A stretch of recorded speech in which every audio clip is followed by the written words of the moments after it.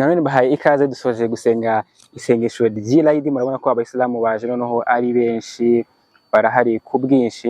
Giye kuganira na meya w'akarere ka Rubavu atubwire imigabo n'imigambi y'akarere ka Rubavu, twumve ubutumwa yaje kugenera abayisilamu kuri uno munsi. Nitumara kuganira na meya w'akarere ka Rubavu, turanaganira n'umuyobozi w'intara y'uburengerazuba ku rwego rwa Islam. Nk'uko nababwiye muri video ya mbere, nababwiye yuko yaje kwifatanya n'abayisilamu bo mu karere ka Rubavu Eid nkuru y'intara y'uburengerazuba biranga mu karere ka Rubavu. Tuyogana na meya twumve ubutumwa afitiye Abanyarwanda.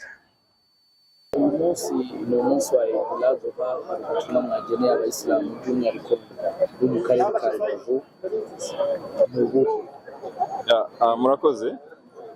Cyambere ubutumwa bw'akarere ka Rubavu ni ukwishimira, ni ukwifuriza ibyishimo abayisilamu bose kuri uyu munsi mukuru, ariko ibyishimo ntibibe ku bayisilamu gusa, ahubwo bikahuza abayisilamu n'abandi badahuje ukwemera, kuko n'ubundi Imana ni imwe kandi Imana isaba urukundo kuri buri wese. Icya kabiri ni ugusaba buri wese gukomeza gushyigikira iterambere rya buri wese,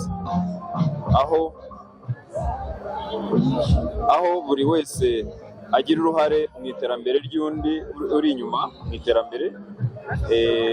Ntidutere imbere hari abandi bari gusigara inyuma ngo twumve tubyishimiye, ngo twumve ko twageze ku ntego yacu.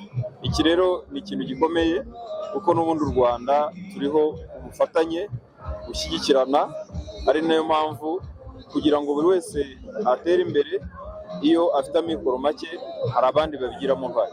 Ibi rero twongeye kubyibutsa abayisilamu ko ari inshingano ya buri wese, nk'uko n'undi munyarwanda wese afite inshingano yo gushyigikira gahunda twita Sustainable Graduation Strategy yo gufasha gushyigikira abafite amikoro make kwivana mu bukene. Hanyuma icya gatatu, nongeye kubibutsa umujyi wacu wa Rubavu urimo ibikorwa byinshi by'abayisilamu, ibikorwa by'iterambere, by'ubucuruzi, ariko akaba ari umujyi ufite ibice bishaje bikeneye kuvugururwa ndetse bikanajyana no gukoresha ubutaka neza.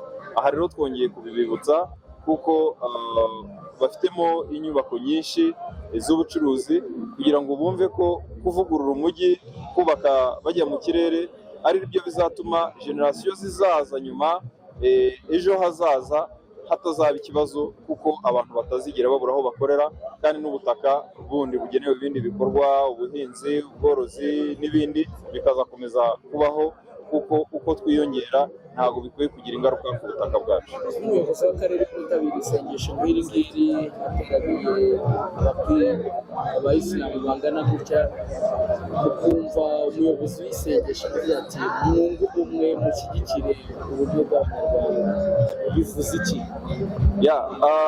Ni amahitamo y'u Rwanda, ubumwe ni naho ibindi byose byubakiye, kandi abivuga kubera ko azi ko ubumwe bw'u Rwanda bwigeze gusenyuka, bivamo jenoside yakorewe Abatutsi, bisenya igihugu muri segiteri zacyo zose. Aha rero ubumwe nibwo buza imbere ya byose. Rero turanamushimira kuba ari cyo ibiganiro byari bishingiyeho cyane, abayisilamu kugira ngo bagire uruhare mu gukomeza kurinda bwa bumwe, kubushyigikira, kugira ngo tutazasubira mu bihe bibi nk'ibyo twanyuzemo, kuko n'ubundi byabayeho kubera ko abantu batabihaye agaciro.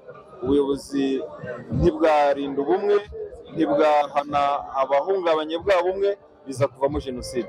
Rero uyu munsi nabikunze cyane, ndanashimira idini ya Isilamu ko ubumwe bwari izingiro ry'ibiganiro n'isengesho ryabayeho uyu munsi. Abakongomani benshi bakundaga kwifatanya n'Abanyarwanda muri iyi sengesho, uyu munsi babaye benshi. Nanjye nabivuzeho, uyu munsi mukuru ubaye mu gihe turi no gukumira icyorezo cya Ebola ngo kitatwinjirira mu gihugu, kitagera muri twe. Aho rero kubera uburwayi bwa Ebola bwagaragaye mu gihugu cy'abaturanyi cya Congo, byatumye ingendo zigabanyika ku mupaka, aho habamo kuzigenzura cyane. Ibyo rero bituma hari abakongomani batashoboye kunyura ku mupaka kubera izo ngamba, ariko natwe twigenzura natwe ubwacu nk'abanyarwanda, tuzamura ibipimo by'isuku, tureba abantu bambuka umupaka, bagomba kwigenzura neza kugira ngo batajya ahari ikibazo, ndetse n'ugiyeyo akagenda yitwararitse akagaruka yitwararika kugira ngo hatabaho guteza ibibazo abandi banyarwanda. Murakoze namwe.